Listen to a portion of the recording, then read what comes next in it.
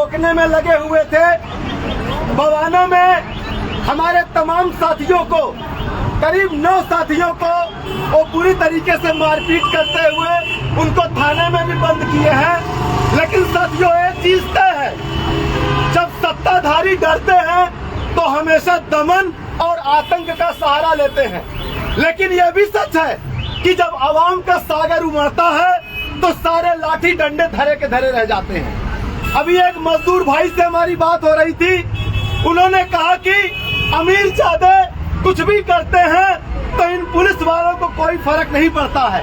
हम अपनी रोजी रोटी की मांग लेकर के सड़कों पर उतरते हैं तो ये लाठी डंडे लेकर के आ जाते हैं। उन्होंने कहा ये लोग हम लोगों को धूल समझते हैं। तो मैंने उन साथी से यही कहा कि साथियों, धूल हम नहीं है, धूल वो है। आज इस देश के करोड़ों करोड़ मेहनतकश जनता जिस दिन इकट्ठी हो जाएगी उस दिन धूल हम नहीं, धूल वो साबित होंगे। साथियों, भारत की क्रांतिकारी मजदूर पार्टी की ओर से और भारत की क्रांतिकारी मजदूर पार्टी आपकी लड़ाई, मजदूरों की लड़ाई, गरीबों की लड़ाई, छात्रों की लड़ाई ही लड़ सकती है। उसका कारण है, और जो पार्टियां हैं, यही दिल्ली में आम आदमी पार्टी की सरकार है, उसने आम आदमी का नाम लेकर के उस सत्ता में पहुंची। मोदी की सरकार आई जिसने कहा कि हम मजदूर नंबर 1 हैं और हमको सत्ता दे दीजिए तो हम मजदूरों का भला कर देंगे। इसी तरीके से इसके पहले कांग्रेस की सरकार थी, तो पूरे देश में भाजपा, कांग्रेस, सपा, बसपा, आम आदमी पार्टियां, तमाम पार्टियां हैं। लेकिन ये पार्टियां हमारी आपकी पार्टियां नहीं है। ये पार्टियां किसकी हैं? ये पार्टियां हैं टाटा, बिड़ला, अंबानी, अडानी, छोटे बड़े उद्योगपतियों, धन्ना सेठों, बड़े भूस्वामियों, प्रॉपर्टी डीलरों, भट्टा मालिकों की। ये लुटेरों के चंदों से चलते हैं और इसीलिए सत्ता में इन पार्टियों में से कोई भी पार्टी आ जाए, ये हमारा आपका भला नहीं करेंगे। चुनाव में ये लोग आते हैं वोट मांगने और चुनाव जीत जाता है तो हमारे दरवाजे पर कभी दिखाई नहीं पड़ते हैं, क्योंकि ये लोग अमीर जादों से चंदा लेते हैं तो ये तिजोरी भी अमीर जादों की भरेंगे। भारत की क्रांतिकारी मजदूर पार्टी मजदूरों के बीच काम करने वाले कार्यकर्ताओं से बनी है और इसलिए भारत की क्रांतिकारी मजदूर पार्टी सही मायने में मजदूर वर्ग की लड़ाई लड़ सकती है। दूसरी बात साथियों, इस देश में जितनी पार्टियां हैं, अभी चुनाव करीब आ रहा है, कोई कहेगा कि हम 2 सिलेंडर दे देंगे, कोई कहेगा कि हम लैपटॉप दे देंगे, मोबाइल फोन दे देंगे, कोई आपके गली में सारी शराब पैसा बांटने आएगा। लेकिन किसी भी पार्टी के घोषणा पत्र में यह बात नहीं होगी कि मजदूरी 25,000 की जाए।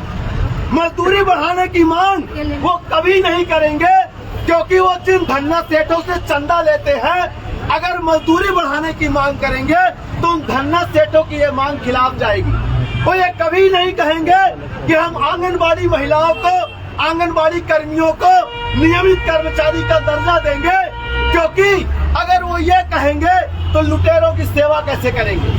वो ये कभी नहीं कहेंगे कि चाहे चपरासी का बेटा हो, चाहे मजदूर का बेटा हो, चाहे राष्ट्रपति का बेटा हो, शिक्षा एक बराबर होनी चाहिए। वो ये कभी नहीं कहेंगे। वो कभी नहीं कहेंगे कि प्राइवेट अस्पतालों को बंद किया जाए और उसकी जगह पर सरकारी अस्पतालों की व्यवस्था को बहाल किया जाए।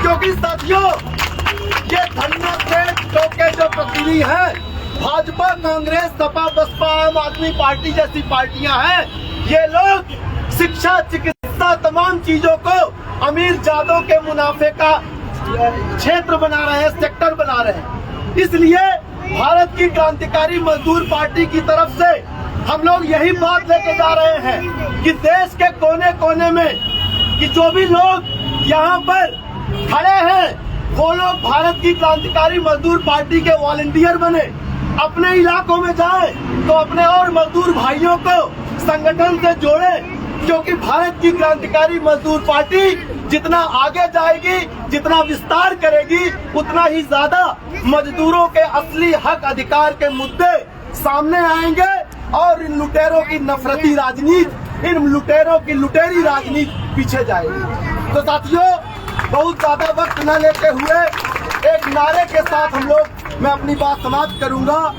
मेहनत का सब जागेंगे, भागेंगे, मेहनत का सब जागेंगे, भागेंगे, मेहनत कश की वर्ग एकता, जिंदाबाद जिंदाबाद, मेहनत कश की वर्ग एकता, जिंदाबाद जिंदाबाद, छात्र कर्मचारी मजदूर एकता जिंदाबाद, जिंदाबाद जिंदाबाद।